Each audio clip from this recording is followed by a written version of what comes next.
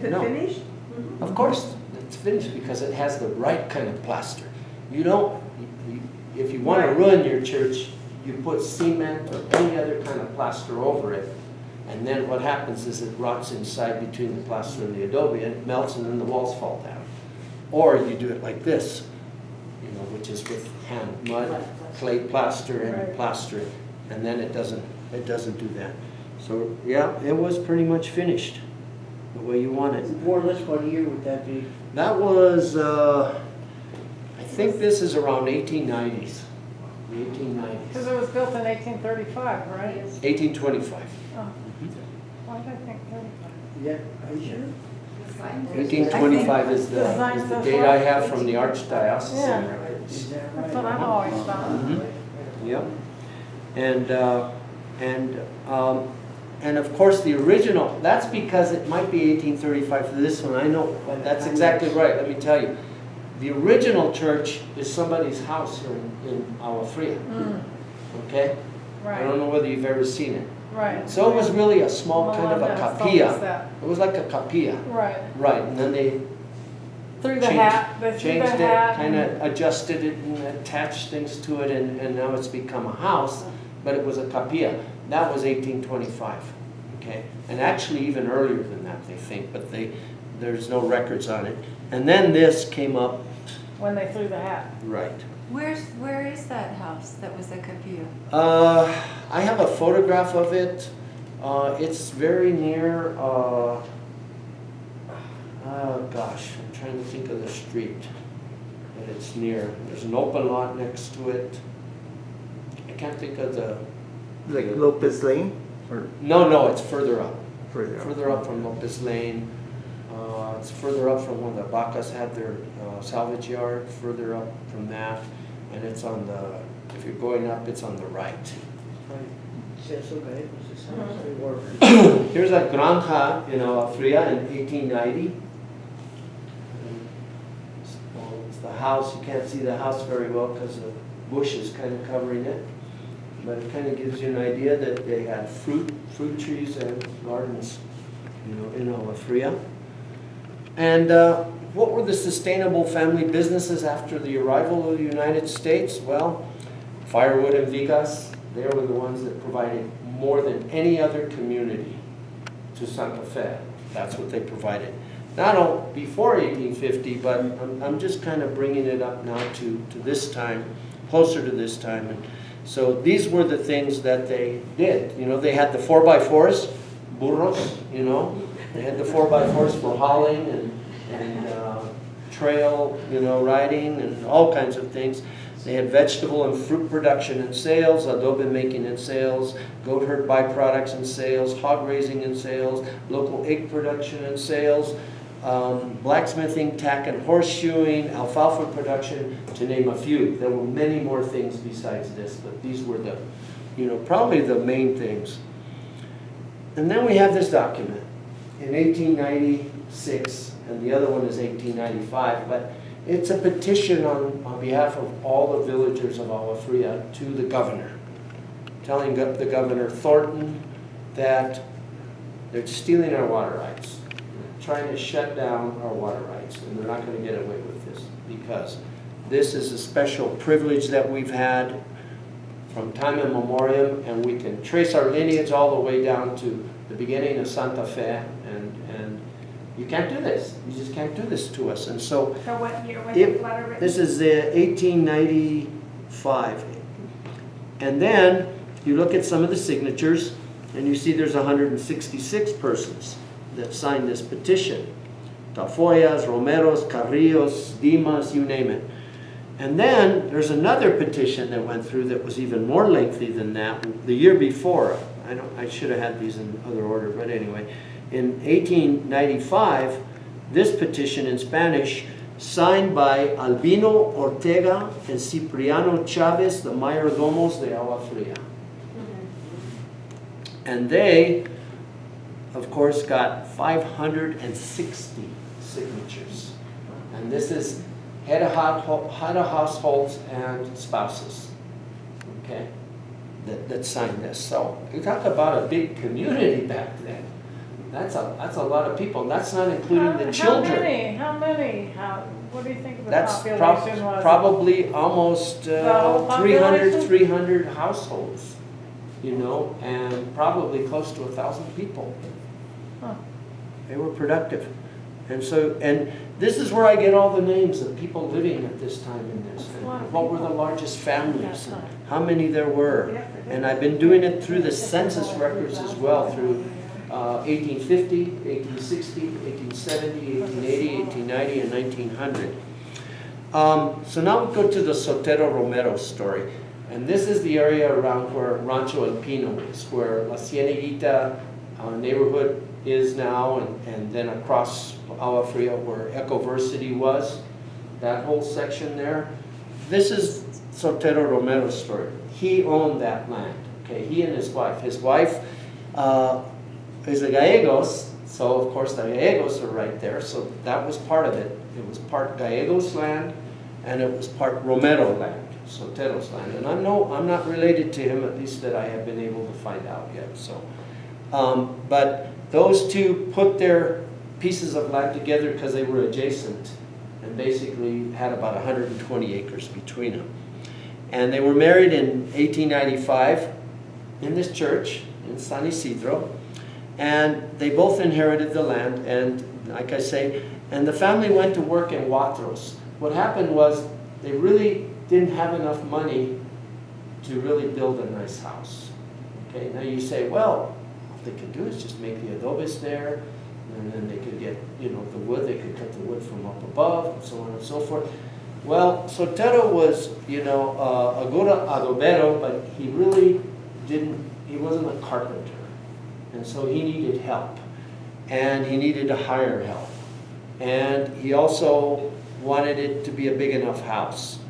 And so he thought maybe what they needed to do was earn some money, enough money to really make it happen for them, because they were pretty much broke when they were married. And so by the time they got tired of living with their parents, and they really wanted to do something with the land, and so they went away to Watros. They worked there, and they were living in a tent. And at that time there was Alejandrino, their son, and let's see, who else was alive at that time? It was only and Sarita. She was just a baby, a 3-month-old baby. And they were in the tent, and this flood came. In The Watros? Tres Rios. There's 3 rivers that meet there. The Mora is the main one. There's 2 other smaller rivers that meet there, and they were flooded. They literally, she woke up, Sarita woke up in the middle of the night crying, woke them all up, and they got out and escaped with their lives. However, the petaca, with the money that they had saved, $500, went floating down the water river, never to be found again, unfortunately. Is there gonna be a So hurricane? now they went to the San Luis Valley We after need to get that, under our desks. and they worked in the fields, and in the summer in Denver, in the winter, and they returned to Agua Fria with the money they had saved again, and they built their new home where little Francisquita was born, which was the 3rd one born in the family. Sotero irrigated and farmed wheat, corn, beans, squash, and alfalfa.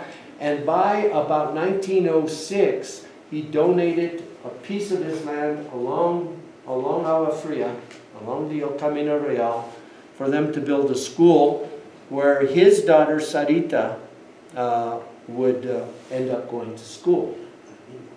And it was there at this school, this little school that's not there anymore. It would be on the corner of Harrison Road and Agua Fria, on that side, on the south side. South side, right? Yeah. So crazy because we're at an angle and it's really southwest side. I mean, really southeast side is what it is. So anyway, his daughter Sarita married Jose Avelino Rivera in 1922, and Avelino built a house on the near Nopal Street, and they had about 12 acres there, and they had their own spring. They had un ojito de agua dulce, a sweet water spring, and there they were able to raise their crops. They did have the acequia, the acequia that ran through there. And we call it acequia number 31, and I still have yet to find the name for that acequia. I'm still searching. And there they farmed crops and hogs and made adobes. This is the ancestry chart of Sarita Romero, her father Sotero, her mother Maria Antonia, going all the way back to Juan Antonio Canuto Romero, Maria Guadalupe Brito, Jose Julian Gonzalez, and the Gallegos. They just keep going back. And these families, all of these families here, there's Jose Avelino on the top, and his heritage with the Tapias, and the Tapias are all over here. And we're landowners and land grants. And so these are all the families, the two of them really kind of showing, you know, a 1, 2, 3, 4 generation chart. She passed away in 1996 here in Santa Fe, Maria Sarita Romero. And I got to know her family through all this research that I did. And so here is Tonita Gonzalez Romero with her daughter Sarita and Francisca. And you know, they were the ones that attended the first school in Agua Fria in 1907. And here's the family of Avelino Rivera, who is in the arms of his mother, Genoveva Tapia Rivera, in 1897. So if you go back here to the chart, you can see there's Genoveva Tapia, that I'm talking about. And there's Jose Avelino Rivera. He ends up being raised by his mom and his grandparents because Jose Clemente dies shortly after he was born. Well, not shortly, but a few years after he was born. How many years is that? 1 year after. So, 2 years after he was born. So, there he is, Jose Avelino in the arms of his mom. And there's his grandfather sitting, and there's his uncle and aunt who also got involved in raising him, and his cousin, girl cousin, who were all Tapias. And then we look at the Rivera line that goes even further back than that, all the way to 1675.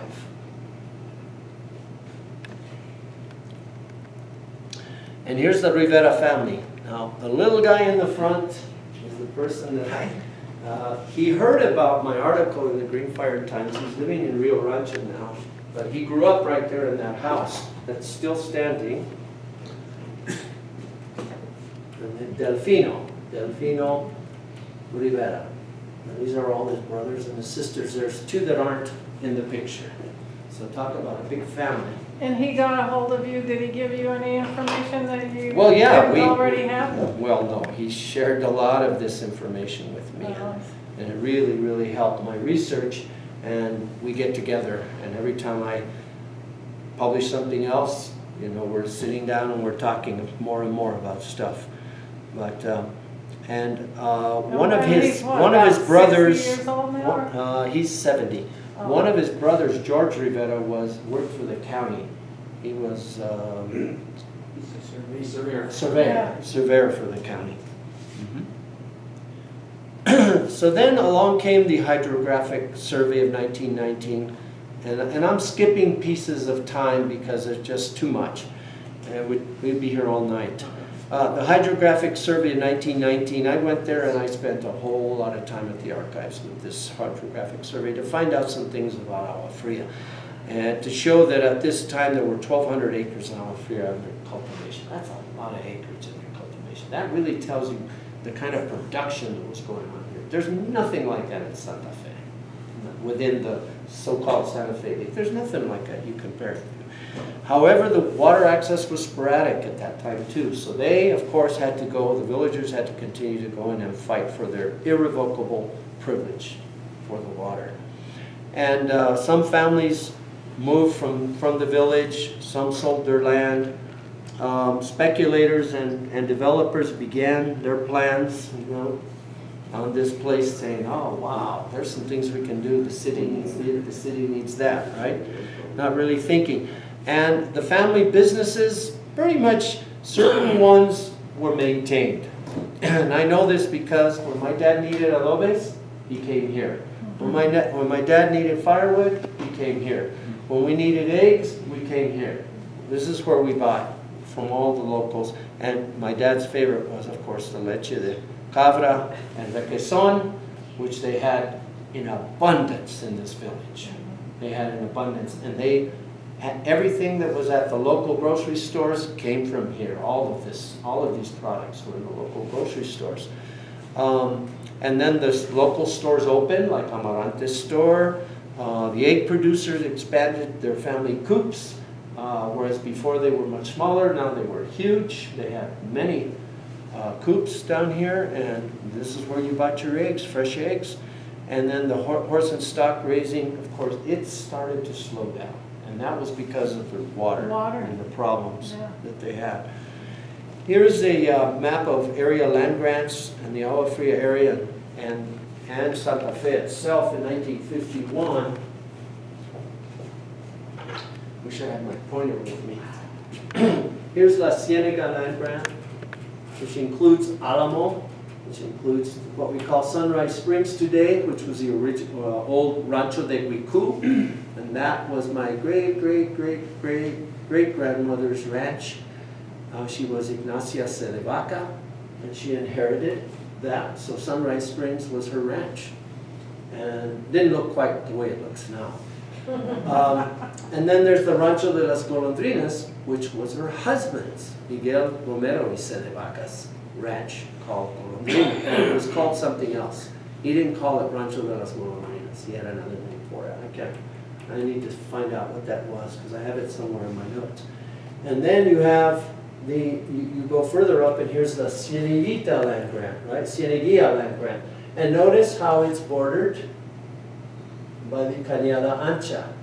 This is the Cañada Ancha. So the original Camino Real went like this.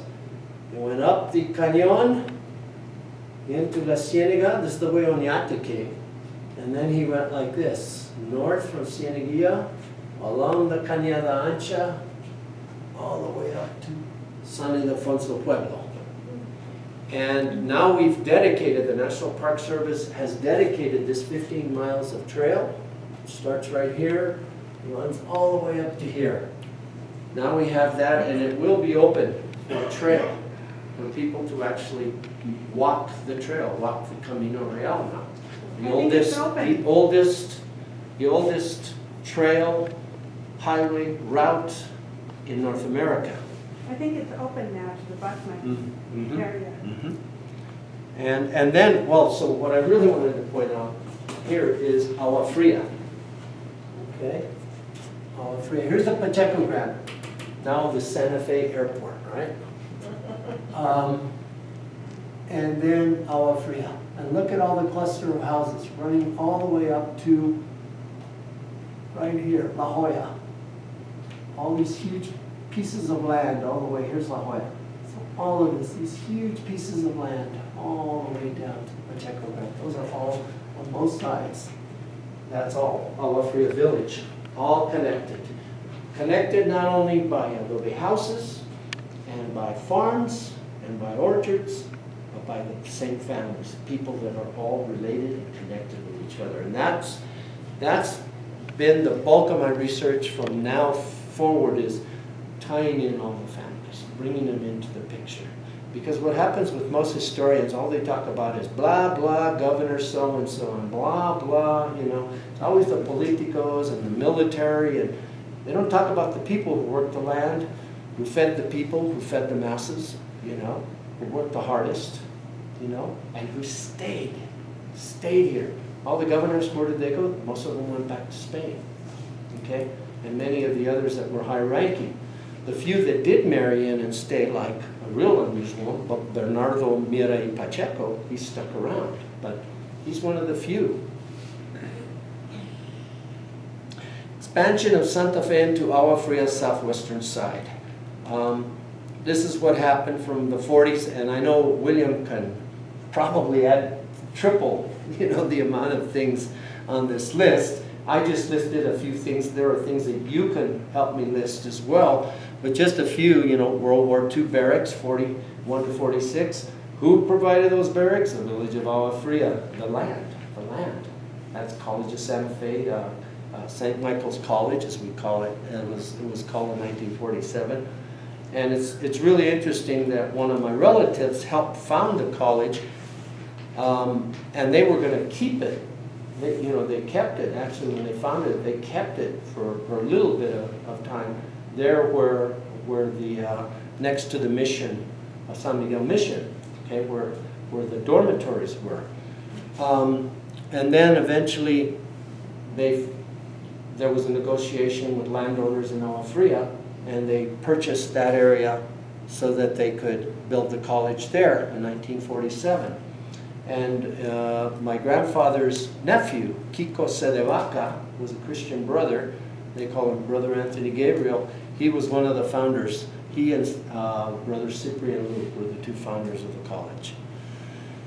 Casa Alegre, 1954, showed up, and I think that's right, 54, right? My house was built in 48. 48, so see, I knew I'm thinking of the part that's further back, you know. You have one of those there? So 48, so right after the following year. Okay, so I need to change that. But they built that right after the war, the Yeah. whole subdivision. I'm more of an exact date. If it's 1600s, 1500s, 5,000 years ago, I can give you a much more exact date. When it's recent, like this, within my lifetime, I can't remember dates worth a darn. So I'm really bad at that. I got to get better. Santa Fe sewer plant, and that's what they called it. Everybody referred to it as a sewer plant. And I always say, you know, okay, so what were the city fathers thinking? You know, the mayor and the councilman and everything. Oh, we've got to do something. We got to have these sewers in place. And so where are we going to take all this stuff? Where are we going to dump it all? Agua Fria. It's like unbelievable to me that they would do that. The caretaker had a house here, his name was Siler. Tippy Siler's father, by yeah. Siler Road, you know. Yeah, right, that's where it came from. The sand and gravel businesses, well, look what the sand and gravel businesses did. You know, they destroyed Pindi Pueblo, right? They just leveled it to the ground. Industrial zoning on Agua Fria to Cerrillos, that's everything around the Siler Road area, running all the way. They have, you know, that has created, you know, a traffic jam up there now. It's a real problem now. Santa Fe River dries out, becomes a dumping ground. Do you remember that time, those years when everything was just thrown in the Santa Fe River? It's scary to go in there. Yeah. Well, it's going to change with this new plan now, hopefully. The hydrographic map of Eastern Agua Fria Village. I was using it basically to show what happens to a piece of open land now that still had acequias running through it. See, here's acequia number 31. Here's the acequia del Ojito. Here's the acequia del San Antonio over here. And this is all this land that was the Rancho El Pino. And in 1978, it was wide open land. And the historic acequias were still in use, despite the shut-off. They were still able to get some water through them. They were surveyed and mapped. Despite the industrial zoning on the southeast side, Agua Fria remained rural. The sewer plant was not sufficient for the city, and unfortunately the contamination. There's some real problems underneath there, and they're going to have to deal with someday. And this new thing that they're going to try to build there, I can't remember what they're going to be calling it. Live-work artists. Live-work artists. Wait till they start digging, folks. Yeah. Wait till they start digging. Is this on Siler? Siler. Yeah. The EPA is going to definitely be involved in this, hopefully, because there's some problems underneath there. And many springs were dried out during this period already. Here's the acequia of Los Pinos and Las Cieneguitas del Camino Real, the park, running in 260. So in the last 3 years, in fact, it ran all the way till August. The acequia ran all the way to August. So this is good. It means that the portion that they sued the city in 1992 and won that suit when it was against PNM, and they won that suit, has shown that there is a way to get this water back and running again. There is a way.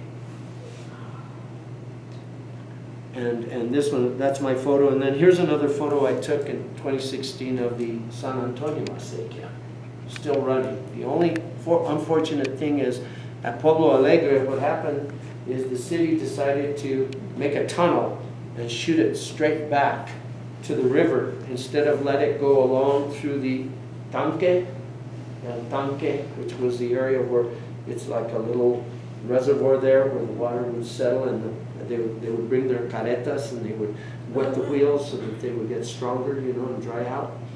And then it runs all the way through the Ecoversity land and then all the way back through the boiling property back into the river. So I'm keeping an eye on that as they decide to develop. Here's Anna Hansen's photo that was in the front cover of the Greenfire Times, showing the river and its flow on May 22nd, 2015. Right behind Agua President. And here's the El Camino Real de Agua Fria looking at the mountain, looking towards the mountain, Frenchie's Park to the right, lower right. You can't really see Frenchie's Park, but I really wanted to show the mountain and to show that this is the Camino Real. So, El Camino Real de Agua Fria, who has been the most busy doing this? Well, it's really you folks that in Agua Fria and your association headed by William Mee that has really sat down and worked with the National Park Service to create signage and trails along the Camino Real through Agua Fria all the way up to, of course, the plaza now. And the Santa Fe River Plan, of course, I'm calling it something very general. The Greenway study was done, and now with the river plan and through the county, you know, they're going to be extending, you know, the trails and working on the river, working on the riparian areas to bring them back to the way they were, which is good. And I'm hoping that all of you will be involved in that. Historic Agriculture and Ranching Museum for Agua Fria. I think this is something that would be very good for this area and could promote a clean industry like tourism, where maybe some of the young people in this village could start businesses. They would attract tourists and they could make a living at this possibility. Other businesses that maybe aren't tourist but are interrelated, you know, indirectly with tourism could also prop up here and be of help to the community. The trick is, of course, through acquisition of land and support of a group of government entities and 501c3 nonprofits like National Park Service, a government agency, the BLM, Santa Fe County, City of Santa Fe, Trust for Public Lands, Santa Fe Land Trust. I've been talking to all of these folks and just kind of letting them know what the history is. I've been feeding them all this stuff, just like I've been, I presented to you, I will be presenting this one to them now. This is my first run with this presentation, and I'll be presenting it to all of these folks so that they can be aware just how important this village is in the history of this area, as important as Santa Fe, even though it wasn't the capital, you know. And so, what's the future? Well, that we don't know, you know. But we can certainly start working towards some positive things that we can work on in the future to keep the culture alive here, keep the music, the culture, the traditions, everything within the families, and build this village, you know, to where it could be. So what year did the name Agua Fria become the name of the village? On the first map that I've seen, it was probably in the early 1900s sometime. But I'm still looking through maps to find. No, the name of this. Because the 1890 census, it's called Quemado. It's still called Quemado in 1890 census. And then, it's actually two pieces. You see, anything close to the church and south, it's Agua Fria. Anything north of the church, up to about La Jolla, Pueblo Quemado. So actually there were two names for it, you know, for a long time. And then eventually they dropped Pueblo Quemado. And Agua Fria was, they included everybody in Agua Fria. When you look at Sotero Romero and his wife's, you know, where they were married, Agua Fria. If you look at the birth records, Agua Fria, because of course the closest church is here. So they're going to go from over there to here, even though they lived in Pueblo Quemado. And why they put it on the census is separate, I don't know. But as of the 1880 census, they're showing it separate from Agua Fria. So, but Agua Fria, the name Agua Fria exists. So Agua Fria goes back a long ways, probably to the time of the church, when the church was built. Because before then, I pretty much see references to Quemado as the whole area, the whole entire area, from the Pacheco Grand to La Jolla Road, pretty much Agua Fria. And then later on, I mean, Quemado, and then later Agua Fria. So that's it. Any questions? Thank you. Take too much time. In your reference to Pueblo Quemado, how did that burn? The Pueblo people, when they were through with their village and had a nice life, and They light on fire. they would just fire it up. They didn't want anybody else to utilize it for their own purposes, and part of that was that, you know, and part of it was the cosmic science, you know, about that they would read and said, we can't be here anymore, you know. And nowadays, the Pueblos have another philosophy where, when I was little, I used to go to the Pueblos, the ceremonies all the time because we were related, and to show the Pueblos, and also because I grew up with Pueblo people. And we would go out and we would be tasting houses as children. We would go around and taste houses. So in many cases to the Pueblos, houses, adobe houses, are living organisms. And they do have a taste. And I can tell you, I tasted them and they all taste different. And that whole thing has to do with the whole tasting houses has to do with the fact that it's a good house. It served 5 generations of our family, maybe 10 generations, and it's time for it to go back into the earth. Wow. And that's okay. And even if it looks like a ruin, you know, it's not a ruin, it's a remains. It's the remains of our ancestors. Okay? Because archaeologists and most historians like to say, ruins, oh, it's a ruin, it's all ruined, you know, this whole negative attitude. And the Pueblos believe it as a positive thing. It's their remains. It's time for their remains to go back into the earth just like we do. One more question. Yeah, you say that Santa Fe Grant is illegal? Santa Fe League was an illegal, it was a complete sham. The ring? How did that happen? Part of it was the ring. They were involved. They were the last of the ring that were still alive. they got Just it. get it from him in a PDF. Well, they went to the U.S. federal government. They went to the patent office and they tried to get a patent. It's the same thing happened. Espanola is another one of those pirate patents, pirate charter. And they did it only these certain people that had a moneyed or land interest speculation.